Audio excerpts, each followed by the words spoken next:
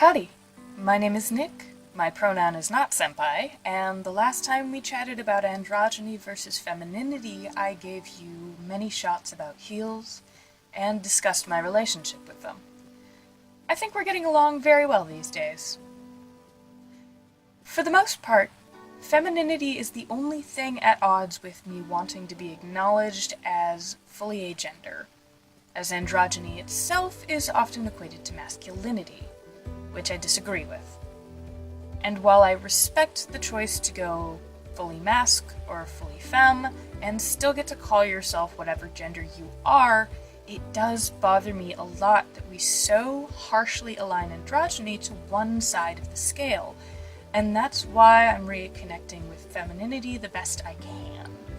And today we're going to talk about my inability to paint my face, and the amount of respect I have for the people who can do it. See, I consider makeup to be an everyday art, and it's incredible. It's basically multi-medium art on an ever-changing canvas that is also squishy and constantly moving away from pressure, no matter how light that pressure is. Not to mention, there are several questions to be had about chemical composition and how it will affect the canvas, none of which I know the answer to. Now, when it comes to color and what works together with contrast, I get it. But when it comes to highlights or contouring or even just downright subtlety, I get entirely lost. Not to mention, but I also have some weird aversion to feminine things I'm still trying to get over. I once asked somebody to teach me one of their more dramatic eye makeups, and it was close to my style.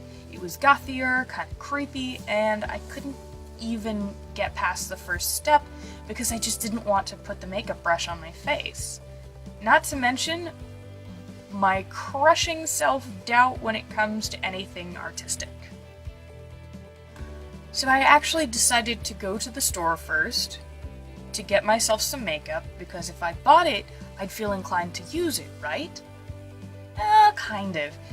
See, I went and found myself completely overwhelmed. I think I may have gotten something, but I think for the most part I got finishing spray and cover-up, and also some face masks. But that's another video entirely.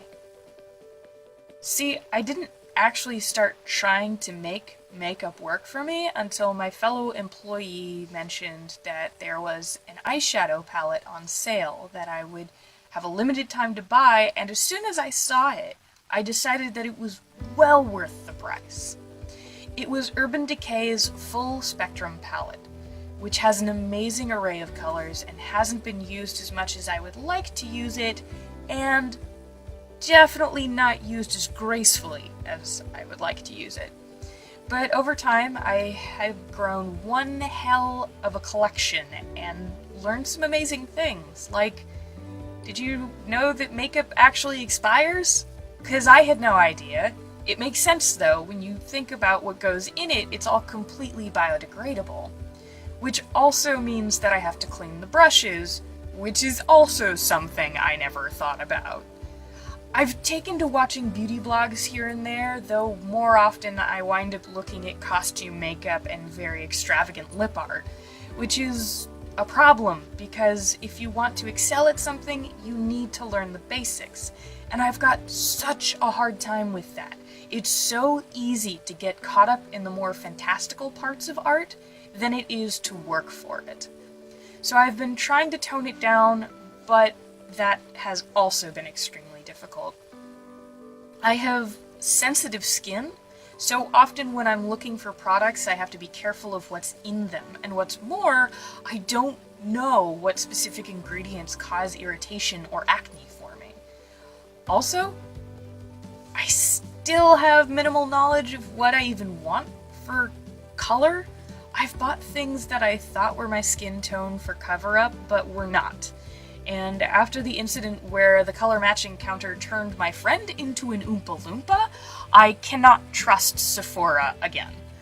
So when I walk into stores, I hardly know where to start looking, let alone what to ask the employees. There's so much to learn when it comes to makeup, and I do feel like I cheated myself in a way, because while girls were learning how to wear it, I was denying myself the chance to use it, because back in the 90s, femininity wasn't cool, but being a strong woman was. And 16-year-old me didn't understand why separating femininity from strength or being cool was complete BS. And I've come so far with makeup just to realize that I know nothing. But here I am, years down the line, finally coming to terms with it, slowly growing my collection of makeup when I buy it, and whittling it down when I have to rehome certain products because they don't work out. Here I am, color tests the length of my arm and a trash can full of paper towels wet with makeup remover and surrealist faces. Here I am spending hours matching the heels I want to wear out. Here I am watching Mimi Choi and Jasmina on Instagram and trying to scour YouTube to find Princess May's recently deleted Monster Girl series.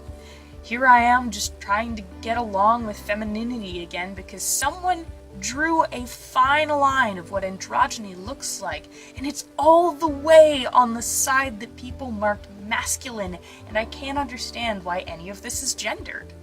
Here I am, just trying to draw and blur the lines that make me happy, that make me who I am, and I've got a long way to go. Thank you for watching. Have a good whatever time it is. Don't die on the way home.